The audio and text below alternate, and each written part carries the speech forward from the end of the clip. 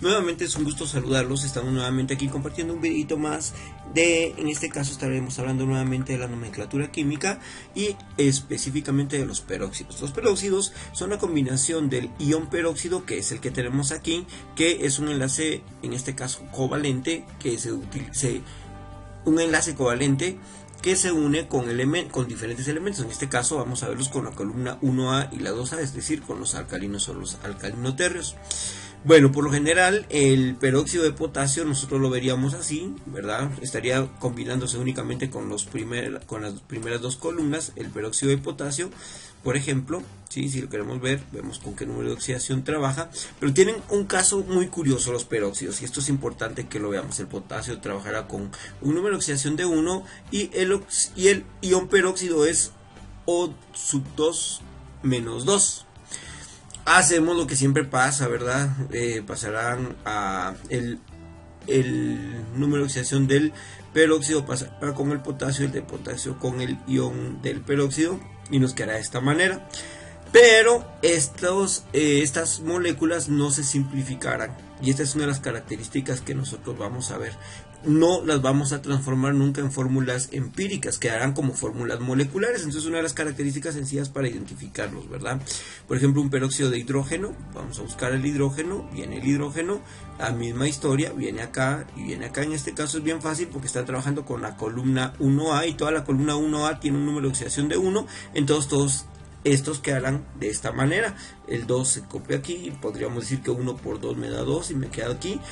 Y no se van a simplificar, esto es importante, estos no se van a simplificar, entonces es bastante sencillo de identificar. Por ejemplo, veamos un ion que pasaría si trabaja con la columna 2A, como en este caso como el calcio. Vemos que el calcio tiene un número de oxidación de 2, cuando analicemos va a pasar esto, completarán este procedimiento.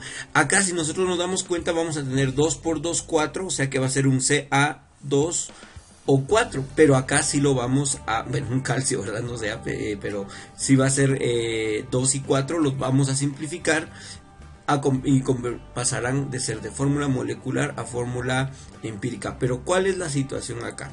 Si nosotros nos damos cuenta, si nos regimos por lo que hemos visto, sabemos que esta es una fórmula empírica, ¿verdad?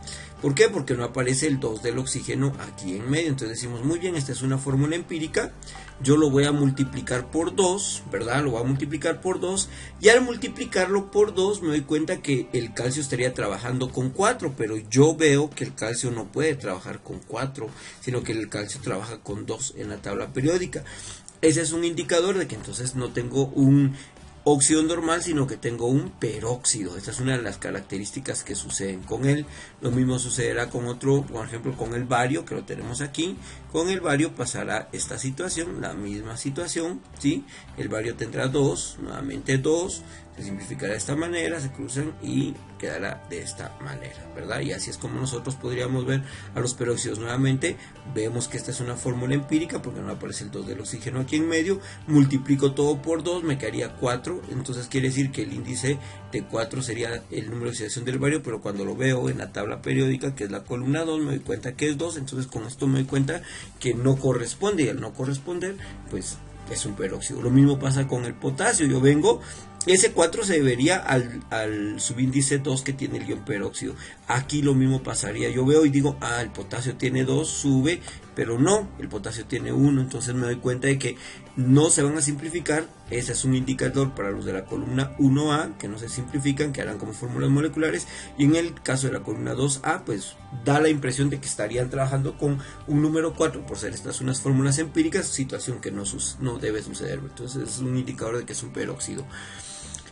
También tenemos otro caso interesante de nomenclatura, que son los hidruros. Los hidruros en este caso son los metálicos, que es la combinación del hidrógeno con metales, que si trabajan con una valencia menor en el sistema clásico utilizarán la terminación oso, y si trabajan con la mayor, con el la terminación ico. También pueden mencionarse en el sistema estequiométrico y esto. Recordemos que al sistema clásico también se le llama funcional. Bueno, entonces los metales están acá, todo esto que está apareciendo que son los metales estarán trabajando con un anión de hidrógeno, ¿verdad? Y la forma de nombrarlos es indicando primero la palabra hidruro, porque el no metal se estaría trabajando con la terminación uro, ¿verdad? Así como con las sales binarias. Entonces sería un hidruro, en este caso de francio. Buscamos al francio en la tabla periódica. Ahí está el francio, tiene también un número de oxidación de 1. La fórmula me quedaría así. Pues pasa a ser un subíndice del hidrógeno y el de anión va a ser el subíndice del francio. O sea, sería, acá no es necesario poner los unos, esto es por cuestiones didácticas. Tendría, si le escribimos esto, solo sería un FRH, nada más. Y así quedaría sin necesidad de colocar los unos, pero los unos los estamos dejando aquí para que ustedes sepan que están, pero no deberían de aparecer, ¿verdad? Acá lo mismo pasaría con el estroncio en este caso, ¿verdad? Que también tendría este tipo de análisis. El estroncio vemos que está en la columna 2, vemos que su número de oxidación es 2, trabajará con el anión de hidrógeno, que sería un hidruro de estroncio, así sencillo. Aquí pues no es necesario colocar el 1 tampoco, ¿verdad? Pero lo estamos colocando para que pues veamos que la combinación de que aquí el índice del estroncio proviene del hidrógeno y el número de oxidación del estroncio pasa a ser subíndice del hidrógeno en este caso, y el número de oxidación del hidrógeno pasa a ser el subíndice del estroncio. Hidruro férrico, terminación ico. Vamos a buscar al hierro nuevamente en la tabla periódica. Nos damos cuenta que férrico es porque tiene dos números de oxidación. En este caso vamos a trabajar con la más grande, que es el 3. Pasa la misma situación, cruzamos y ahí nos quedaría esta expresión de esta manera. Vamos a ver el último ejemplo, en este caso el iridio, es un hidruro de iridio, hexahidruro de iridio. Esto es bien interesante porque vean, aparece hexahidruro de iridio. Si nos damos cuenta, el iridio puede trabajar con un número de oxidación 2, 3, 4 y 6, y lo estoy trabajando en 6. Ahorita vamos a ver por qué pasa esta situación, ¿verdad? El hexahidruro de iridio quedaría de esta manera. Vamos a ver algunos ejemplos aquí de los mismos que ya tenemos, los vamos a ver en los sistemas. Por ejemplo, el primero fue un hidruro de francio en el sistema clásico funcional.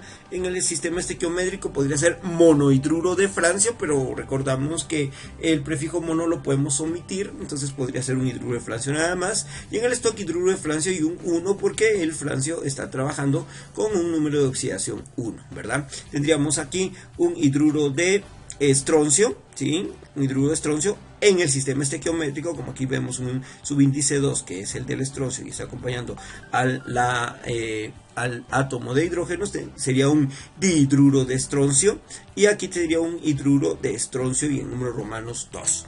Aquí tendríamos un hidruro férrico, férrico, vamos a corregir eso. Ahí estamos, hidruro férrico. Vemos en este caso en el sistema estequiométrico estaría colocándose un trihidruro de hierro, y aquí tendríamos un hidruro de hierro y en números romanos 3.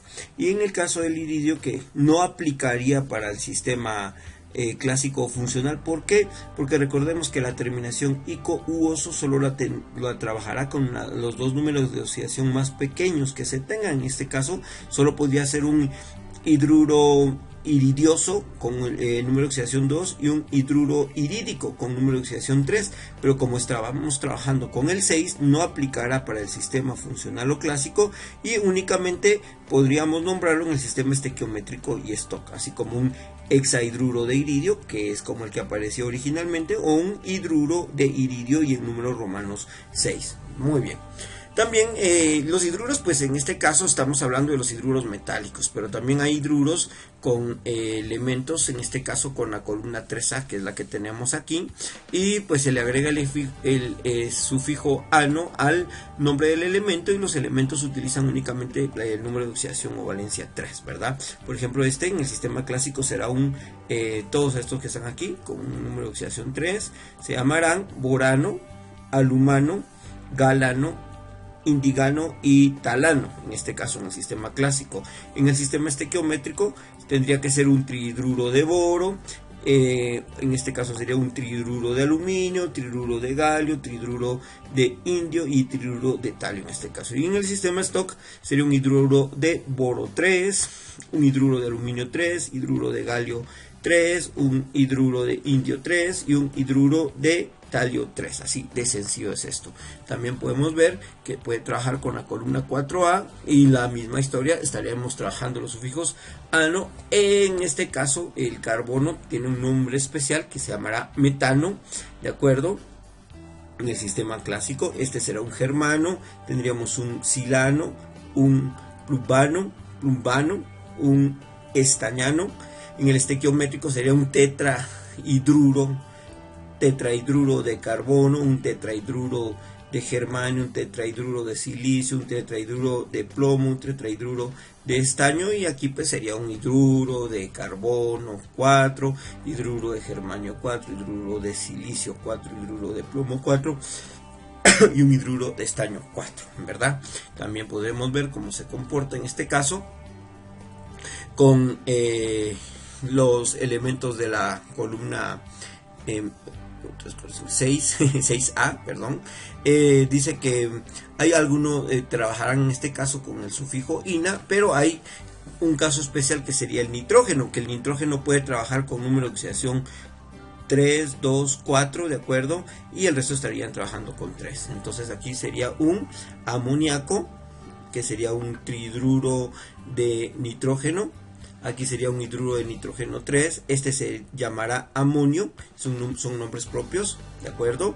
Hidruro de nitrógeno o un hidruro de nitrógeno 2, también tendríamos el amonio, todos estos son casos especiales del nitrógeno, tetrahidruro de nitrógeno o hidruro de nitrógeno 4, aquí tendríamos una fosfina, aquí tendríamos un trihidruro de fósforo o hidruro de fósforo 3, aquí tendríamos una arsina, que sería un trihidruro de arsénico o un hidruro de arsénico 3, estivina, que sería un trihidruro de antimonio o un hidruro de antimonio 3, y finalmente una bismutina, un trihidruro de bismuto o hidruro de bismuto 3 en este caso, ¿verdad? Son casos muy específicos.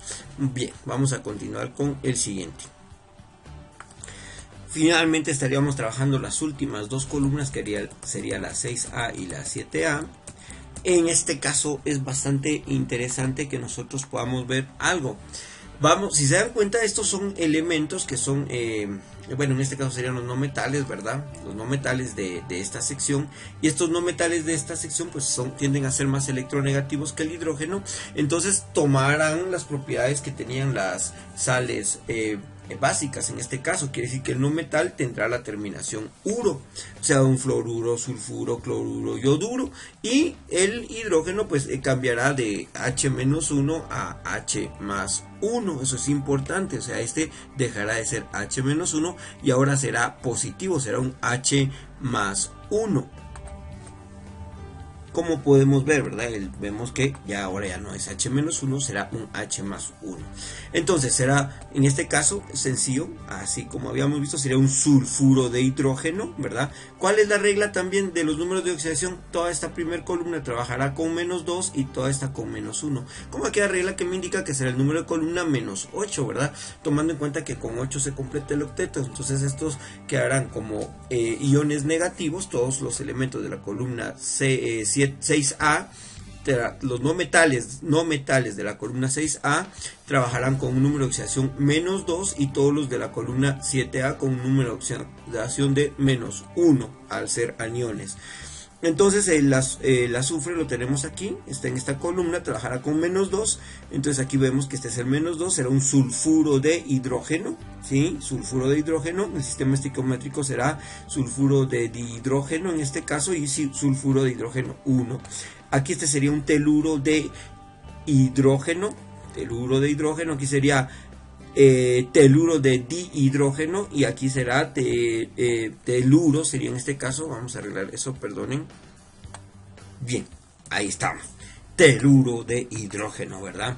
Muy bien, teluro de hidrógeno número 1, aquí sería un bromuro de hidrógeno, un puede ser un monobromuro de hidrógeno, pero ya sabemos que el prefijo mono lo podemos eliminar, entonces sería bromuro de hidrógeno nada más, bromuro de hidrógeno 1 en números romanos, y fluoruro de hidrógeno, nuevamente podría ser